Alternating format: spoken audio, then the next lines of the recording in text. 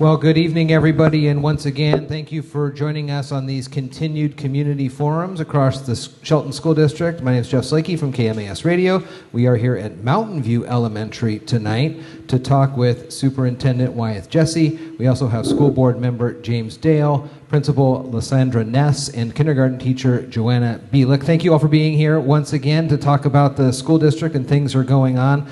This is an opportunity for folks to learn a little bit more about the school their students go to. This is Mountain View Elementary, finding out how the school year is going and just other ways that we can connect with the community. So as we get started here, I have some questions that I prepared, but as these last ones have shaken out, we've kind of just ended up having a really good conversation specifically about the school for sure. So I'm going to start with you first, Principal Ness. Tell us a little bit about Mountain View Elementary, this school here, kind of the makeup of the students and things like that. Yeah, so this year, super excited to be here and be a part of the MTV community. I will tell you that the way in which the staff come together to support students and just wrap around everything that is student-centered, they have students always at the forefront of every decision that we make. And so that was something that, we came together at the beginning of the year, make certain that we're all in agreement about why we're here, our norms, our why. And so that was just an easy leverage piece where we all had that agreement. And then the staff really are so... They're just so focused in on how to identify how to help students. And they look at what might those gaps be or what might be those additional supports to move students to that next level. And they just pull together, and they're all about looking at strengthening the students' learning, right? It's not just I came out here and I taught, but how we can improve student learning. And so they're always looking at data. I have never been at a school that has been so just data-driven, so data-focused, and they want to look at those pieces so that they can identify some interventions, implement them, see if that's working, and continue to move forward. And so it's just always the center focus. How much of that is engaging in the students and trying to hear directly from them, like getting their voice in some of this decision making? Oh, without a doubt, that's the street data, right? It's that getting in, having those conversations, doing things like conferring with the kids, those small groups, pulling a kid aside and saying, here, read with me, or, working through, the awareness of the phonics and how they blend together and all of those pieces, and hearing what the students are doing, and then being able to provide those next steps and those supports. JoAnna, talk to me a little bit about the kindergarten school year, how it's going. We're getting close to Thanksgiving break, and then we'll move into winter break, so we're a fair amount into the year already. How are the students? Well, actually, I have one of my kindergartners out here right now. It's nice to see a familiar face. They're doing amazingly.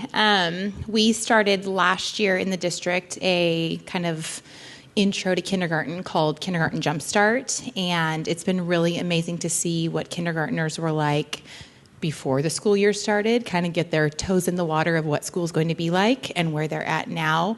You'd be amazed at the independence that you can see in the classrooms when you walk in. And I do have to say that this is genuinely, in my 13 years, one of the sweetest kindergarten classes, or one of the sweetest classes that I've ever had. The children are compassionate and kind and so excited to be at school.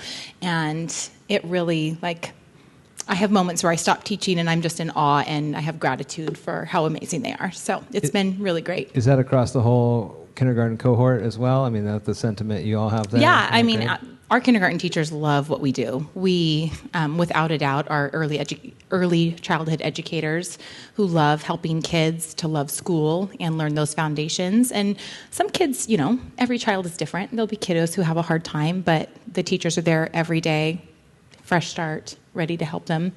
And they're a great group of kids.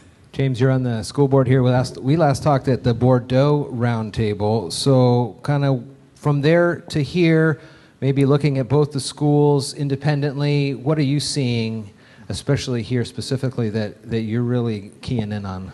Yeah, and I'll put my cards on the table. I'm a little biased. I like this school a little bit better because my wife teaches up here. Okay. And so I agree they have the best kindergarten team around. But I've got to be here a couple of times and see things like the literacy efforts here. So last year I got to come in and read with students and have them read to me. And those are the windows in to see all of the policies, all of the strategic plans that you read on the website actually get into these students. To actually, this rubber meeting the road, and you're seeing the reward for all of the effort. And so last year as I was sitting there having kindergartners read little things, and then they have no spatial awareness, them crawling right on you to read with you. It just helps you to see the good that is happening in this district. And so both Bordeaux, Mountain View, Evergreen, I've got to see the collaboration. So all the schools are on the same plan, which really feeds into that middle school success.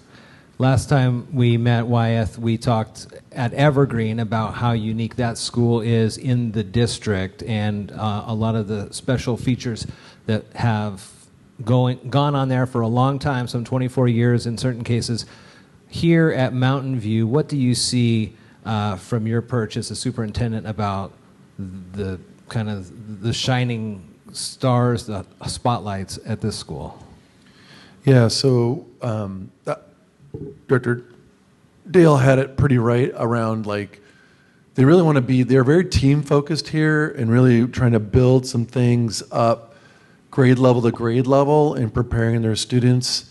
There is a good sense of rigor here, and I also kind of two other things that I think of are really designing the educational space. The school does have a lot of pride, both in its makeup in the hallways and in the classrooms, about supporting student learning. I mean, you can see a lot of things that go into supporting literacy, math development, obviously writing. They've done a lot of work around science around here in the library. They used to have a STEM thing before we had our budget cuts. You know, we'd love to bring that back. And then I would also add student jobs. I get a lot of things going on that really help them out.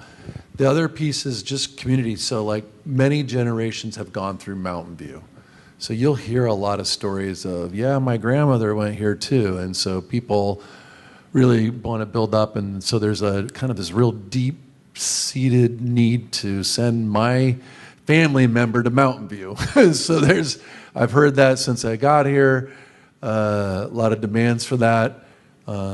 Keeps alive, and keeps a lot of those kind of traditions that are really important to Mountain View and the greater community.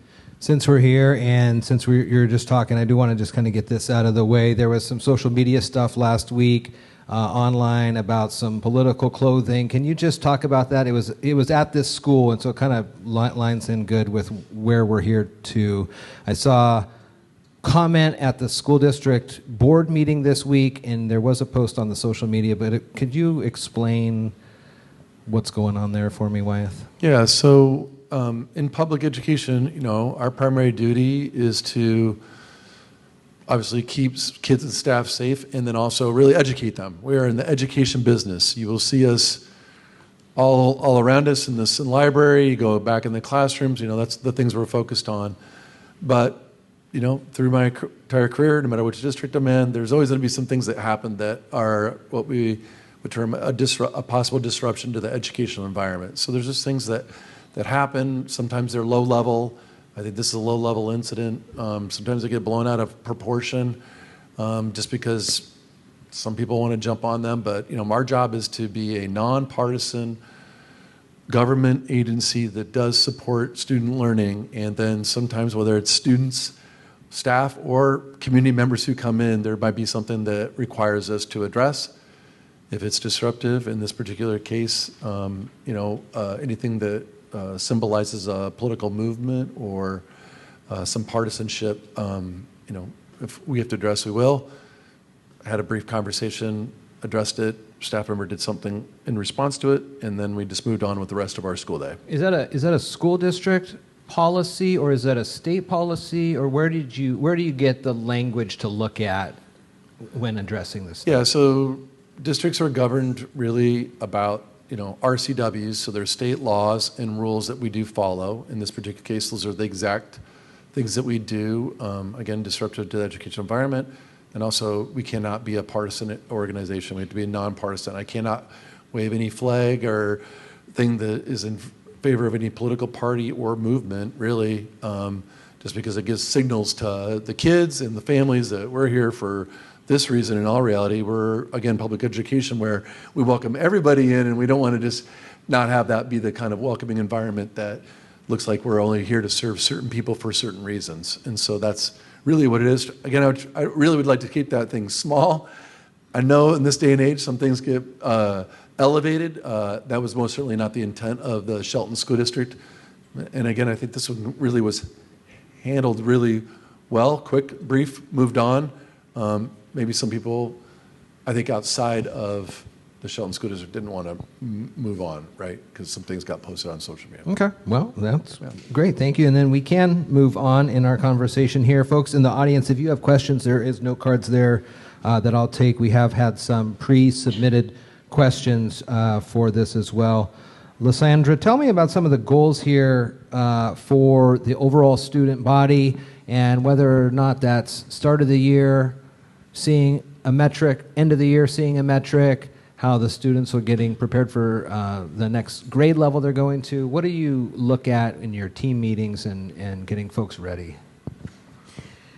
JoAnna and I are looking at each other and kind of laughing because I met with the kindergarten team actually today and talking about literacy and comprehension and, being able to start with that foundation in kindergarten to ensure that our kiddos are leaving with the ability to read at the right level for moving into first grade. And so when we look at those pieces and we think about, the metrics that were measured by the state with the SBA, at third grade, it is about building those foundations early on, kindergarten, first and second, and then going on up to third and fourth so that they're also successful to get all 6 credits at the high school and do those types of things. So we really are focusing in on that and having those conversations about, okay, what do we need to do to get our kinders ready to go? And one of the things that I've really been just super appreciative of is our third grade team came together. We looked at data and we looked at, the kids that we believe we can move to being at grade level standard by the end of the year. And it's a lofty goal. It's 57%. But we looked at it and we looked at it, collaboratively. We looked at, all of the different metrics that are out there and talked about what can we do to be intentional about that. So we created Sunrise Scholars, which is a Monday, Wednesday, Friday, where kids come in at 7:45 to 8:45 to get interventions, and we're seeing it already work. And so that part we're just really excited. The kids are moving up levels, they're getting fluency down better, and so we're seeing that movement. And then my specialists, which I have one specialist here in the audience, that they're coming together and they're also supporting the work to improve literacy as well as attendance, because we also saw that our third graders who maybe could have made it, to standard, they had a lot of absences. And so my specialists are coming together and they're being really intentional and really focused on the kids to celebrate, make, sort of deals with them and interventions with them and get them here so that they can be successful, because if they're not here, then they can't be successful. And so, all of these guys coming together to move the students forward. And then, again, all the other grade levels are sharing that same goal around literacy, and we have that same focus so that as we move forward in future years, we're not starting with such a gigantic gap. We are starting out with much more of a solid foundation. Hopefully next year we start off with maybe 40% that are coming into third grade that are already at standard, and we can make it to 60 or 70% and just continue to grow. So just the conversation and the dedication that staff are having, and the students are setting goals themselves, and they are getting excited about the learning that they're showing. So, JoAnna, can you tell me what the end of the year you're looking for when it comes to reading? Can you explain what your kiddo in the audience here is going to potentially be able to read by the time school's out for parents who may not have students as kindergartners? I think that one's probably a big shock to a lot of people because kindergarten is not what it used to be. It's extremely rigorous. It's extremely academic. Our students leave kindergarten being able to read. I mean, and it's not just short words. It is long vowels. It is paragraphs. It is full, books, and it's a very wide range for our students. You'll have some that have finally learned their letter sounds because they had hardly any background knowledge when they started kindergarten. But ultimately, the goal is that they are able to read by the time that they leave kindergarten. And when they enter first grade, they have much more complex patterns, but they have solid foundations by the time that they leave kindergarten that they can read and they can write. Principal also mentioned absences, Wyeth. That's something you and I talk about a lot in the Shelton School District. Can you talk a little bit about that broadly here and what you guys are trying to do to encourage folks to be here every day? I love this topic, but it's a heavy lift too. It's not easy to sometimes, get students to come to school. It's a habit, right? And so getting into the healthy habit of coming to school every day. I know coming off of COVID, even with little sniffles, come on down. If you're obviously got a fever or you're throwing up, please do not show up. I just want to be really clear. I'm sure Teacher Bielec here does not want that either for her, right? But we as a district recognize, looking at our data, coming off of COVID, because it was just like a new thing, attendance was really rough. Most districts were hovering around, literally 50% of the students showing up, or a little over 50% of the students showing up with 2 or less absences a month on average. So I just think about that, folks. I can't remember. I was talking to actually a number of folks earlier today just about that at one of our high schools.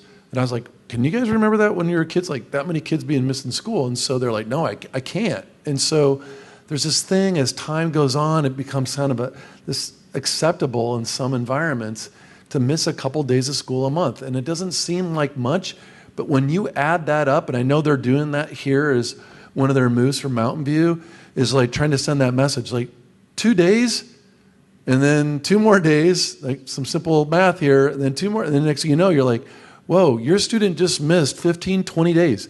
15, 20 days of instruction, I can tell you any teacher, especially at kindergarten here, I'm thinking, if I said to her, hey, most of your students are going to miss 20 days, oh my gosh, like they're going to miss a lot of really important things. And then you got to try to make it up, and it just kind of snowballs. So, and the unfortunate part coming off COVID is we were less than our comparable districts. We actually averaged, our 44% of our population only made it to school on a regular basis, meaning again, 2 or less absences in a month, 44%. Our percentage has gone up. We're in the high 60s.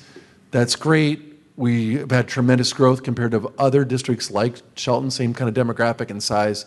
We've had just equal growth, if not exceeding growth, in increasing our attendance. The challenge is just like trying to keep increasing that means new things for us, and we're always trying on new strategies, whether that's the jobs program they have here at Mountain View, tracking and sending messages, right? Engaging curriculum, empowering kid voice. Those are things, reward systems, obviously, but we need to work with our parents and our guardians too to be like, oh, okay, so now when school's in session, please come every day as much as possible and get in there for us. So I saw the vending machine downstairs with the books in it. Talk to me a little bit about that. I can talk about the book vending machine. Please. The book vending machine was actually purchased by our PTSO a couple years ago, our amazing PTSO. And we've used it a couple different ways over the last couple of years, but really the ultimate goal is to get every child a book every year that they can keep and call their own. It's getting books into kids' hands, and it's like one of the most joyous moments for each child when they get to take their special coin, drop it into the coin slot, and then identify which book they want. And some kids will ask, can I hold on to it? The book I want's back there, 3 layers back, having to wait, in the anticipation. But teachers will use that for attendance. They'll use it as a reward for expected behaviors. There's kind of a couple different ways we use it, but really it is another piece that just brings joy. And if you're not here, you can't get that. And so when kids are here, it's like, oh, yes, you're here today. Let's go do your book, your book token and get your special book that you get to keep forever. So that's pretty cool. Yeah. you mentioned, Principal Ness, a lot of different ways you engage the students outside of the classrooms with the different jobs and things like that. How does the student body, how do they get along together? How's the dynamics? I find them to be just very caring and kind, and I was watching. Actually, I believe it was the young lady that's in our audience. We had a student who has some additional needs, and I was watching a PE class, and she was sitting alongside and redirecting the student, and helping the student follow along with the directions. And it's those types of moments where you see that empathy that oftentimes is missing in society, and it just warms the heart. And we see that throughout our building. We see kids taking care of one another and looking out for them. And so just watching, just sitting alongside and guiding the student who doesn't necessarily always have the skills to follow those directions because of additional academic and social needs. It was just heartwarming. And that was, I just saw that during an observation, I think I was on Thursday of last week. And the students are also very encouraging. So we do attendance awards for 0 to 1 absences each month, and we go to the classrooms. We hand them a certificate. We, depending on how many months they've had it. So for the first month they get an Otter Pop. If they get 2 months, it doesn't have to be 2 months in a row. They get an Otter Pop and a pencil. And then if they get 3 months, they're going to get an Otter Pop, a pencil, and a sticker. So it's like accumulating, right? And they get more and more each time they accomplish that. And the students are cheering for one another, and they're also taking a moment to go, oh, I need to be at school so I can get those things, right? And so I'm working with PTSO in regards to popcorn and other types of opportunities to really make certain that we're doing those celebrations. But they're cheering each other on. They get a picture with the teacher, and they're celebrating one another, right? They're just taking care of one another. James, you mentioned that you have some inside info here at this school, so you may know this a little better than maybe some of your other school board members, but when you hear stories like that, how does it help you as you guys sit around and kind of look ahead to the next few years, make your decisions on the forward movement of the school district? Yeah. All of those pieces allow you to see what's working and then what needs to keep being addressed. Because teaching is an art form, there's data, but you're working with real humans. And so as I'm listening to everything from the book machine to attendance, you're trying to figure out what is working and what needs to be adjusted. And so all of that data, but all of those experiences, and I do get the privilege of hearing lots of great stories, with everybody's name left out, but lots of great stories from my wife about what happens in this school and what they're trying to do and where they're adjusting. And so I feel like I get a little peek in, even when I'm not touring the schools, to the efforts behind it, which puts, if you're at a school board and you're there for about 2 hours, you don't really get to see the inside things. You got a policy and you're reading through it and you're making sure you aren't breaking laws and you're honoring the community, but this gets you to the reason why you're there. So, JoAnna, I think if you engage students, even at an age level of kindergarten, with kind of treating them as equals, you kind of give them a responsibility to be part of the whole outcome for the school and the classroom, they seem to hold on to that, take that, and really thrive. Do you see that in your classroom? Have you noticed that even just across the whole school here? Oh, absolutely. So I've actually taught kindergarten through 3rd grade. So I have kind of a variety of backgrounds. And one thing you'll see when you walk into my classrooms is I'm really big on student independence and ownership. It's their classroom. It's not my classroom. We build it together. And what they want to learn about, I will adjust things to make sure that they are thriving and enjoying school. They get to help decide what kinds of rewards and celebrations we do, but they have the ownership of our classroom and our school. And you'll see that in other classrooms as well. Our teachers really do take value in student voice, whether that's with academic lessons or, like I said, celebrations.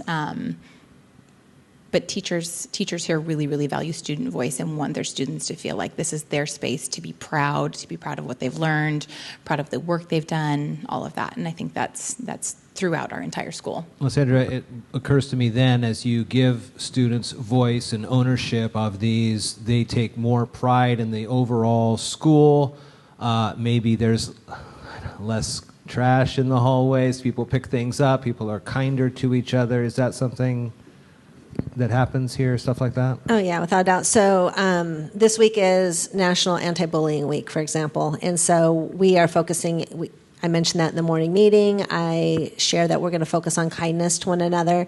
And we hand out confetti when we see different things. And kids get really excited when they get their confetti. And, they're like, yes, I showed this, I did whatever. And and I'll make a little comment to the student, I appreciated how we had a student who got stuck on the one of the big toys outside, and there's another kid who stayed with him so that he wasn't alone. Wow. And so I was like, that's cool. Nice job, buddy, and gave him the confetti, and he was super happy. And so, they take pride in those pieces, and they take pride, again, in those jobs that they do. So we have our fourth grade leadership team who goes down to the kinders and walks them out to the buses and gets them lined up and ready to go. We have, other fourth graders that are collecting confetti. We have fourth graders who are going and bringing in the fruit or the vegetables that they get for the day. And so they're working on all those pieces and connecting with the younger grade levels, and they're seeing, these are the leaders in the school. And, I had a conversation with one parent who at first was worried that we were not going to have leadership this year because of losing out on our STEM program. But we're keeping it going because the fourth grade team took that on. So again, that's that coming together, that sense of community in the school to always problem solve, not just admire a problem, but come up with solutions so that we can continue to thrive. We talked at the Evergreen Forum about the fourth graders getting ready to go to OMS and them being ready, and we heard resoundingly from Paula there that they are overly ready. They're more than ready to be engaged OMS Eagles. And so when they move out of here, you're seeing those same things. And then how does that trickle up to the culture then into junior high, to the high school, part of the strategic plan on safe and welcoming, all that stuff? Yeah, so I hear a district kind of question here, and Director Dale was also mentioning this too. It's really building a system. And each of the three elementaries have their own unique populations. They have their own unique culture. They have different talents too. I mean, Mountain View is really good at teacher leaders. They have some really good teacher leaders that come across the grade levels. Obviously, Teacher Bielec's a really good leader to help guide kindergarten. So each grade level can really work together to support the kid. Because at the end of the day, if they're not working since they enter the doors here and developing those skills, things can be missed out. So they are thinking about that. What is it that we need to do to adapt so that they're ready to go at Olympic Middle School, right next door? Because that's a lot. It's a lot to have.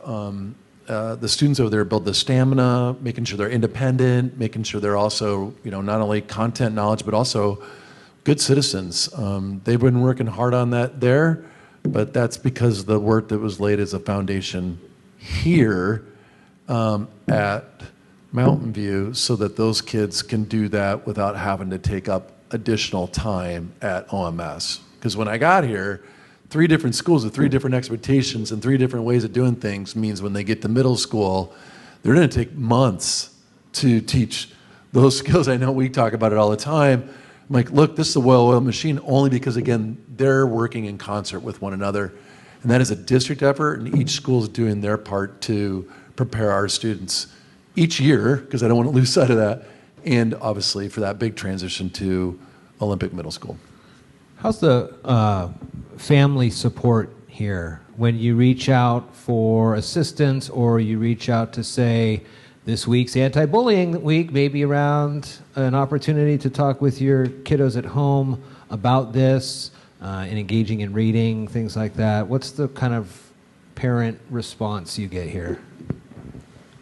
I have never encountered better parents in my entire life. They are amazing. They come together. They are responsive. They they come in. They have conversations with me regarding how to support the school, how to support their students. Again, they are also looking at problem solving, and they're very, very collaborative. We have a literacy drive going on right now also where, our goal is 100 minutes, a week, and kids get a little tiny palm to put into their class jar, and then the classroom teachers are celebrating. And again, we have that support with our PTSO, we have that support with our parents.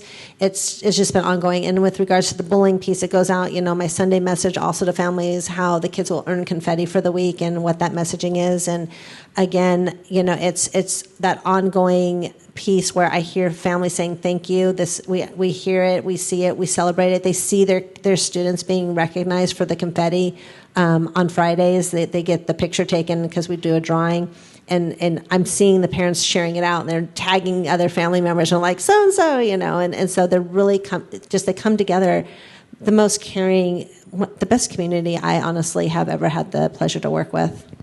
JoAnna talked a little bit about this when we were talking about kindergarten reading and how by the end of this school year, students are going to be reading in ways that you may not be familiar with at the end of the time maybe you were in kindergarten. And Wyeth, how do you, and maybe James too, you guys can riff on this a little bit, push forward even more of this responsibility to elementary school students to become even better readers earlier, more understandable when it comes to maybe mathematics earlier, things like that. How are you seeing that move forward over the next couple years? Yeah, so I think again, telling the story of the journey, 4 years ago we developed a strategic plan. It has 4 initiatives. One was high quality literacy instruction, but that is bifurcated. One is the love of literacy. So you can teach a lot of students how to read, and they can read and write, but if they don't love literacy, then you'll drop off in the sense of being independent as learners and that critical thinking pieces. And that's what we want for our students. As we move forward, and we've been working on this, we're continuously having to adapt, though, in an environment where expectations that were here just a couple of years ago are not the same expectations. So a lot of the schools had 20 minutes of reading all the way up through 4th grade. That is not going to do the trick. That's nice at the primary grades, but when you get up into 3rd and 4th grade, you're talking about 30, 40 minutes of reading, different kinds of books, different kinds of conversations, getting into book clubs. Those are things that just develop over time because you've been working on it. I know, again, I've been in JoAnna's class a lot of times.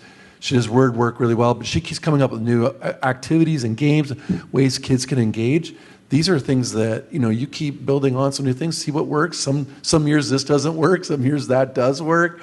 So we just keep building our toolbox, keep adapting, raising the rigor, and getting those kids to be, again, more independent, because I think that is ultimately so they're independent learners themselves as opposed to just focusing on how to read. We are moving in. Go ahead, James.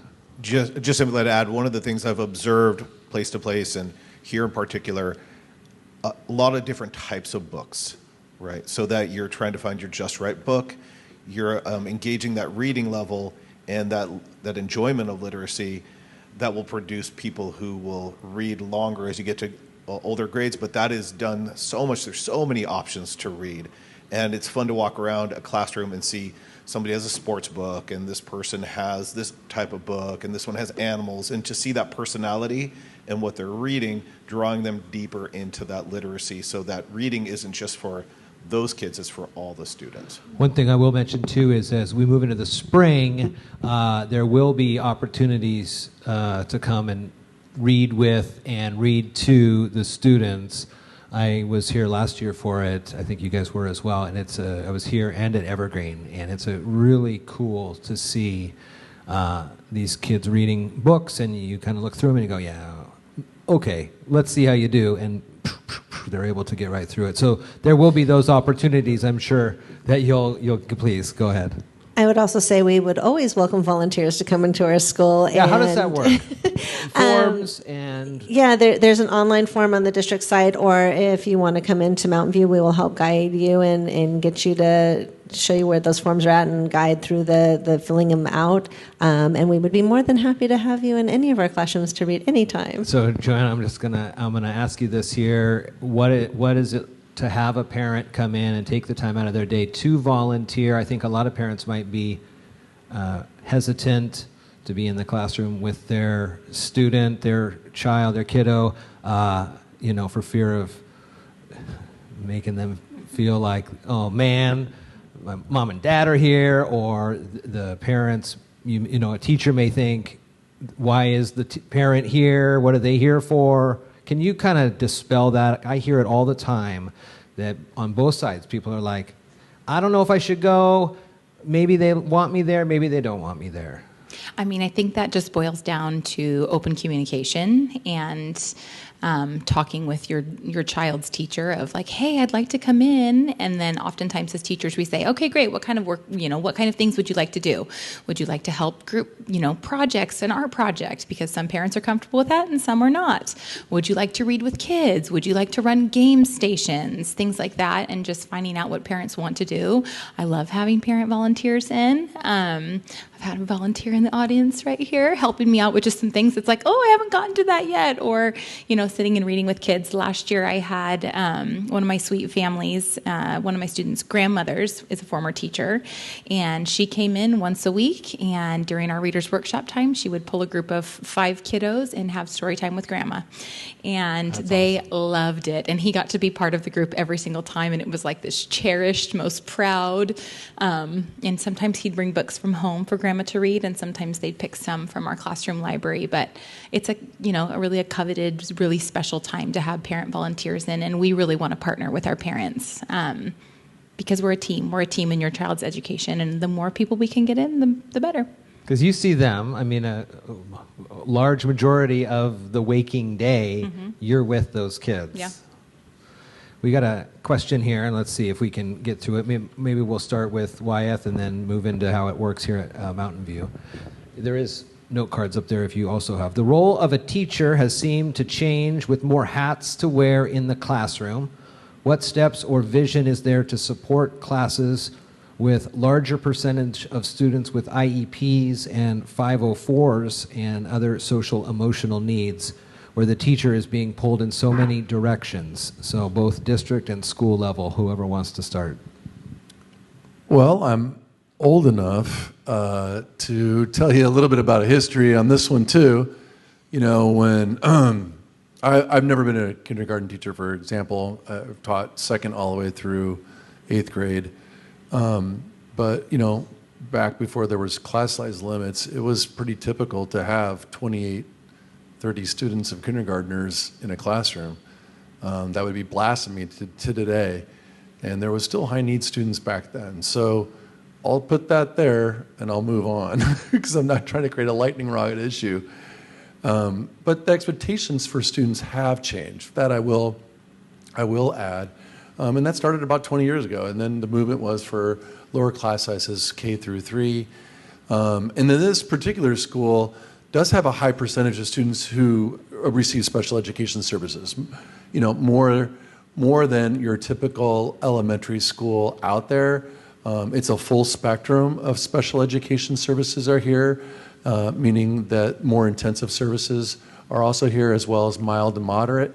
And so those are elements that come as a surprise, I think, to some people, because disabilities can look different in different ways, and that includes needs for all sorts of modifications to the curriculum, accommodations throughout their day, whether that's physical or social aids, and then also just sometimes behavior. And so when you have those things going on, kids trying out things and communicating through their behavior that might not be looking so fitting society's norms, we have to remind ourselves we're here, young kids, they do things, we're here to teach them and help them get more independent and obviously meeting those state standards, whether that's core academics or around social emotional. So they do a good job here. They really work together as a team to think about how can we support our students. But those things, the job, the hats that educators have, these have been long-standing things. They just look different in different ways and different ways to respond to things that are maybe ways that were used in the past that are not as effective as some of the strategies that are applied today that maybe require more training and more work, that's for sure. And we don't get paid much to provide more additional training for our staff. On average, it is 40 hours a year of additional monies for professional development per educator. That's not a lot of time. That's usually, if you're following adult learning theory, is really just about getting one or two skills. And so that puts things in a rub where we want to do this, you got to get this, how do you find the time and effort around the training that's just required? Yeah, how do you work in kind of this space where there's a finite number of hours in the day, there's a finite number of helpers, teachers to share that load, I guess, or how do you work through that here? Well, I think about JoAnna, and she has a young student who we problem solve together. So we sit down and we have a conversation about a kid who, how can we provide that next level of challenge? So, she's got a kid that requires a little bit more time and focus and can read off the charts. I think we're still trying to figure out what level the kid is reading, right? And so having that time to collaborate and talk and problem solve, as well as, making certain that we have the right supports and making certain that we are talking about what is or isn't working. And it has to be that ongoing conversation piece about, again, problem solving, not just not just admiring the problem, but coming together to look at what can we do to support. And we have a teacher whose sole focus is around social emotional learning. We have our counselor, and we bring the team together to talk about what are the supports, what's needed, what's some of the data that we're seeing. Is it a student who might be struggling in math, and that might be a triggering moment for them that's causing them to have some sort of work avoidance, basically, right? And okay, how can we make this, what can we do so that they want to be there and they want to engage in the math? And so we have a team of teachers who come together, another staff that come together to problem solve and then develop a plan to make certain that we have the right supports and the teacher feels supported. And it doesn't always work perfectly, right? And then we go back to the table and we have those conversations again until we get it right, so the kid does get those right supports. It was either the last school board meeting or the previous, the board and you, Wyeth, and Finance Director Clinton Sherman finalized some numbers regarding the upcoming levy in February. So these are opportunities now to kind of explain here specifically, let's start with that on Mountain View, where some of those dollars fit in and what you see from your perspective as superintendent there. We only have 17 minutes. All right, so I'll just jump in here. We've had a lot of conversations, so I just up front just want to invite people, not to be able to cover all of that in this conversation, but they can check on our website. We have updated information. We have handouts that are on PDF. We have a calculator. We have everything that you could imagine. And if you have questions, you can always email Clinton Sherman or myself. Happy to answer it. So I just want to get that information out front because then some of this does get technical. But, for a district like this, 12.5% of our budget comes from the levy. So it's an $85 million budget is our annual budget. It's a fixed income. There's not another way to get additional dollars. You do rely on that levy out of that $85 million. So that for us is, 10, it'll grow over time with inflation and budgets, but you're talking about $10 million right now in today's dollars out of that 85 is coming from the levy. And it funds everything. And I think in the past people thought, it's going to fund some of the enrichment things. Well, these dollars pay for insurance. utilities, maintenance costs. They cover athletics and activities, all of that expense. You cannot use general fund dollars to pay for that. I think that comes as usually as a big surprise to people because they go, wait, what would happen to the sports, especially, at the, the middle grades and especially in the high school. People don't realize how much that is, the cost for that does come from, again, the levy. And then we have what they call basic ed enhancements. And those enhancements really are everyone because the state, for example, the teacher salary, average teacher salary that we're going to get from the state is $77,000. Our average teacher makes $95,000. How do you cover that gap for every one of those staff members? Is it come from the levy? And so that's what makes this tricky to explain sometimes because you're like, well, you're going to still have to have teachers. I mean, JoAnna Bielec knows she's going to have a job whether the levies are not going to be passed. The problem is to cover not having those levy dollars to top off her salary. That's going to have to come from the basic ed side of your budget, and those dollars are going to have to cover the rest of a salary for a typical teacher, and then that's going to leave less for other things that the levy would normally, would help fund, and then we could use some other dollars from the state, but we have to shore that up because our basic responsibility is going to be that there's a classroom teacher and that we have an administrator and that we have a front office person because you're going to have to operate. Everything else really starts to really move, either will be significant curtailed or no longer will be available. And so, all that, like all of the other things, those are just because it's $10 million. We had to cut budget for 2.3, and we were to shave away some things that were non-staffing dollars. Those things are gone, so this is going to be strictly right into staffing for $10 million. So one could easily start to calculate what that starts to look like when a teacher's around 100,000, just trying to round around numbers, 100,000. Paraeducators are $35,000, $40,000 that you can start to build out those expenses.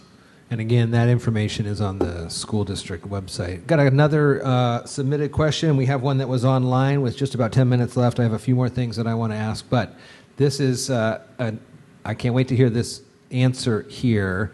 How can we make state testing less stressful for both teachers and students? So maybe some things you do here to help the kids prepare for these state testings, and then what the school board can do, the superintendent can do to make it less stressful.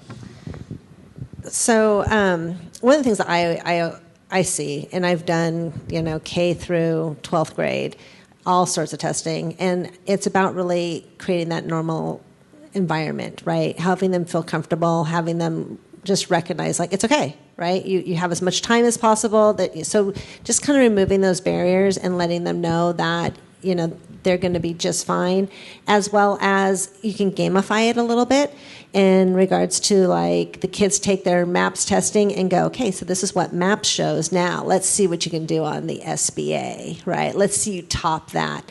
And so, getting that, gamifying that piece, and I think that one, going from 3rd to 4th grade, I think it's easy for us to then look at that next year when the 3rd graders come back as 4th graders, and to be able to celebrate and say, look, you beat what what the MAPS predicted you were going to do. Look at how you achieve this piece, and get that kind of the culture and the norm that it's you're going to have time. You can take as long as you want and take it serious, and it's okay. You're going to be okay.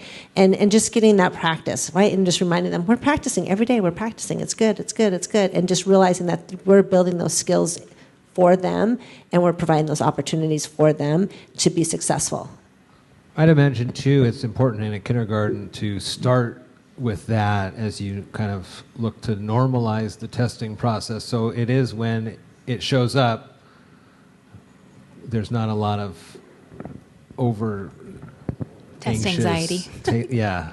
Yeah, I mean, we do assess in kindergarten, and we do not use computers to assess them at that level, but they do take their first computerized assessments when they jump into first grade. But we check in with our kids all the time. We talk about the data with them, like, oh, this week we did so well on these ones. These are some skills that we need to work on. What goals can we set with you to move forward? And so it is kind of a foundation at the kindergarten level to looking at not necessarily like performance, but seeing their strengths, like, wow, you did so well on this, and here are some areas that we need to support you on so that you can feel successful, and then helping them to know the tools that they need to be successful on those assessments. So once they get into first grade, it really becomes a lot more comfortable, and that a first online assessment is oftentimes not the best data because half of them don't know how to use a computer yet, and that's one of the big hurdles for them. But like Ms. Ness said, gamifying it is a really helpful way to make it feel less stressful. Wyeth? Yeah, I mean, there's like they just gave some really good examples, both of them, about what the things that you do to prepare. And I go, I'm going to go up to the 30,000-foot level here. Is, I'm going to keep advocating that, some of those assessments are rigorous, and especially for our multilingual learners. Sometimes that assessment, there's no such thing as a perfect assessment, so just putting that out there. And then sometimes, what is that assessment assessing? Sometimes it is hard, especially for kids who are from more marginalized populations, people who lived in poverty, or again, multilingual populations. They might not have familiarity with some of the background of what's in the test. That is a real challenge.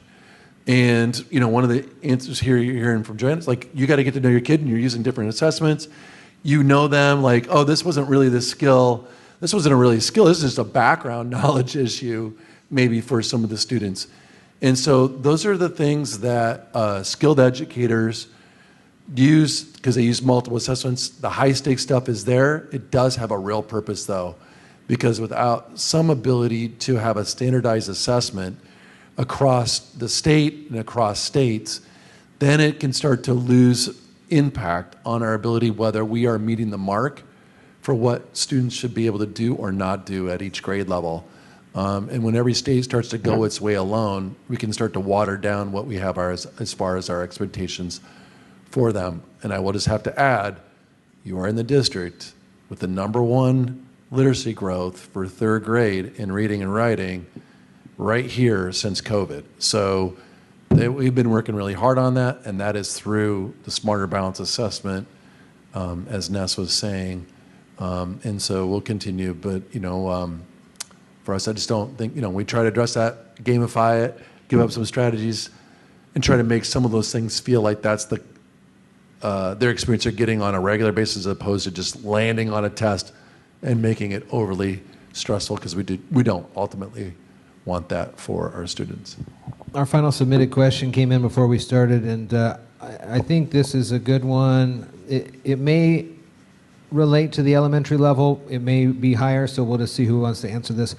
How can the local nonprofit soccer club, Shelton FC, partner better with the school to encourage families keeping their kids active through sports? I can speak to that. Please. I don't know if it's been 3 years now, started doing after-school sports at the elementary level. Soccer is one of the ones that we're trying to offer, which is really great. I will also say that I coach with the Shelton FC. Oh, okay. I have stepped in to coach when there's not enough coaches for both of my children, and I seem to do it with every sport. So we definitely, in our community, do need more families to step in and coach our kids, but I think it's something, I don't know about the partnership, but we can definitely talk more with the Shelton FC with our after-school programs and see if we can have that kind of partnered together to keeping our kids active in sports. We have a good turnout for the soccer program, but volunteers is what we need, and if maybe we could find some ways to partner with that after school, that'd be great. And if you've never heard of that before, they have the soccer fields over by MCRA where they hold bluegrass from the forest every year. They're nice fields as well. Anybody else want to take that? I don't have too much there, except I know Derek, who's part of that. And And I think the heart there is students need, particularly as you go through middle school and high school, those places to find your identity and keep you connected. And I know that our nonprofit Shelton Soccer really wants to encourage that in the schools, and so that connection there, I think they're looking for is how do they help? They're here they want to cheerlead that, because they know, though it's not the only path, athletics in school helps students show up, keep your grades up, gives them a why, gives them a community. Which is funded by. I just want to, as a former soccer coach at the high school level, I would also say that it's a great opportunity to have those high school level kids to come and support, maybe at an elementary, and come alongside one of the other coaches and join in and get the kids excited. And then the kids look up and they go, oh, a mentor, and they see that this is what I can achieve. And so that's another opportunity. Very cool. Very cool. Keep that microphone. What is up in the future here for Mountain View as we move into Thanksgiving, winter break? Are you guys doing any assemblies? What's going on? Yeah, our music teacher left. She's got all sorts of things coming. I think at the tree lighting event, our choir is the choir's performing. Gonna sing. Perfect. Yeah, and then we're going to be here doing the 15 days of winter, and so every day will be something fun for our students and staff to get involved in. And then what else do we have going on? This Thursday, we have a PTSO event. Everyone can come to Glow Bingo. It's very fun. Last year, we had to bring out more tables because it was such a packed house. It's a great time. And yes, we have the Winter Carnival coming up on the 12th of December. And then, JoAnna, hope for the kids for the end of the year, not the end of this calendar year, but the end of the school year. What would you like to see kindergarten and then the overall student body transform into? I guess I'm not really sure. Oh, gosh. Well, I kind of wrote down an answer that does not quite match that. Well, I mean, for all of our students, I'm going to speak kind of for all of our teachers and I guess myself, but we really hope that our students leave every school year feeling like they accomplished more than they ever could, believing in themselves. We always hope that they can read and have met their academic standards, and that they leave each year knowing that they're loved and proud of themselves, and that there's always a teacher here to cheer them on. Home of the Vikings, Mountain View Elementary, thank you so much. Principal Ness, JoAnna as well, Superintendent Jessee, and James, thank you for being here. No further questions from the audience, and that pretty much wraps it up for me, so thank you very much.